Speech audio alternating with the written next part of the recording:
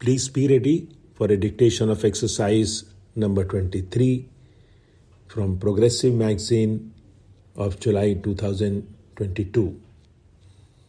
5 seconds.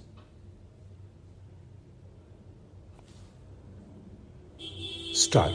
Sir, I would just like to touch briefly on a few aspects of this question of national transport policy.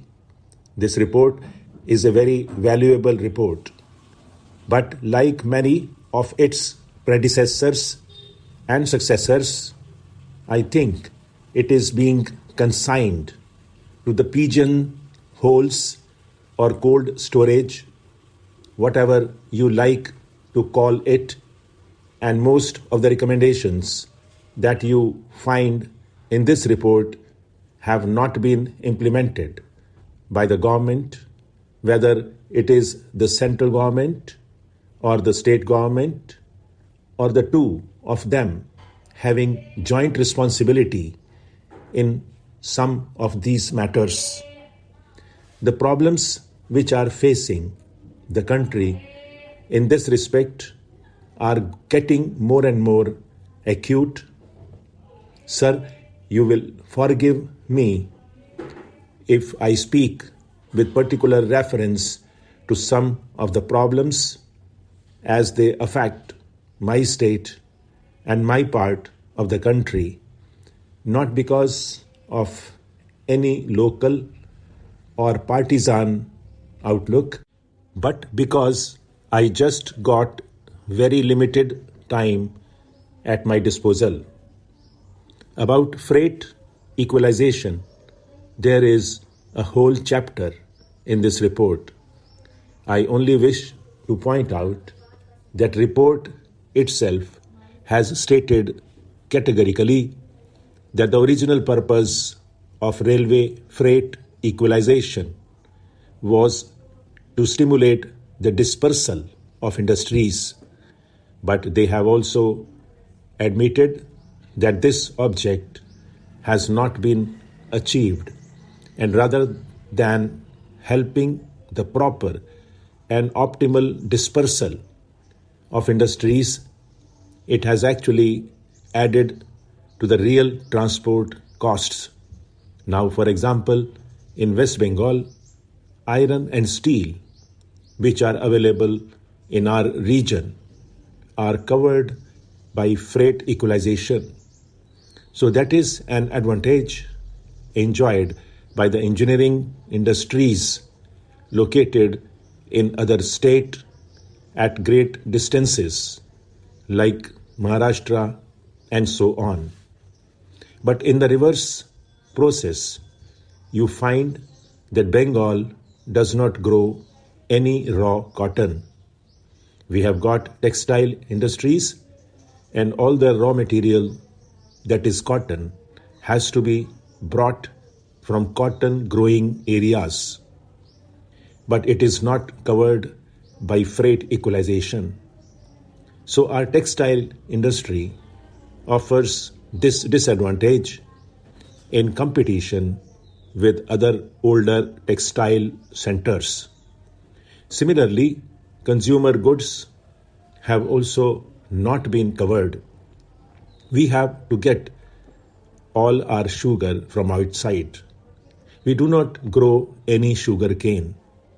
Even mustard oil, which is the normal cooking medium for most of the people in Bengal, strangely enough, has to be brought from outside. Mustard oil seeds have to be brought from outside, which are grown much more in Uttar Pradesh, Madhya Pradesh, Rajasthan, Haryana, Punjab, and other parts of the country. Coal, I believe, is not actually covered by this freight equalization, but there exists a system of telescopic rates, as a result of which the consumers of coal who are situated at a great distance from the coal fields are actually enjoying the advantage of the telescopic rates.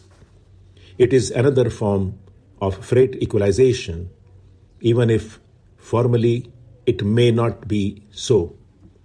I think that it is high time the government should make up its mind as to what to do with this freight equalization, which has been in force for some considerable time. So I strongly plead that this recommendation of the committee should be taken seriously. They had spoken about phasing out 4 or 5 years ago. I think it is high time that this equalization policy was given up. It is working to the advantage of some states, but it is working against the interests of other states. Therefore, it becomes an issue not of harmonious reconciliation of interests, but it becomes an issue of controversy and dispute and adds to interstate tension and disputes. Then I would like to say something about the Kolkata port, with which the Honorable Minister of Shipping and Transport is very much concerned.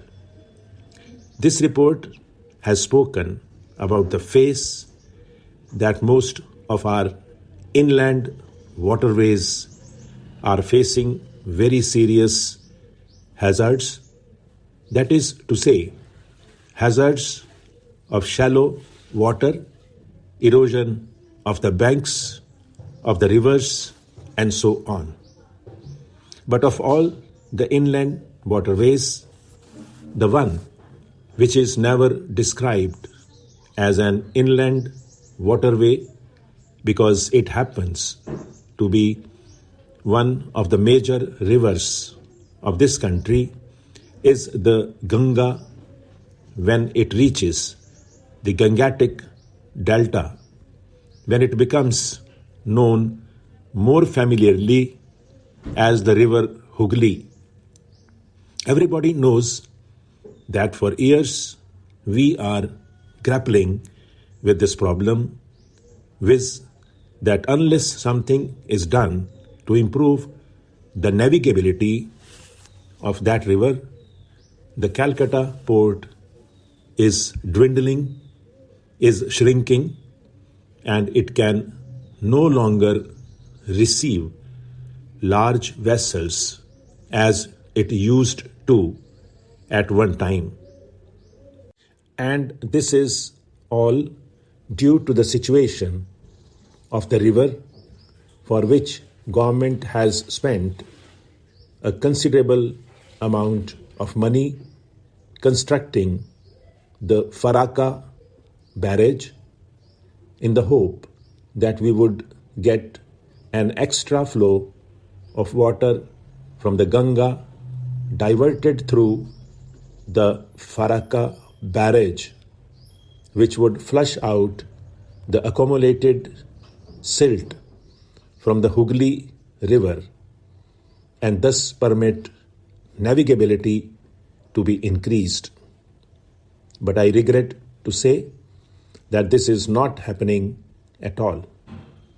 I think the state government has drawn the attention of the center only a couple of weeks ago that despite the government agreement, we are not getting the required water. Stop.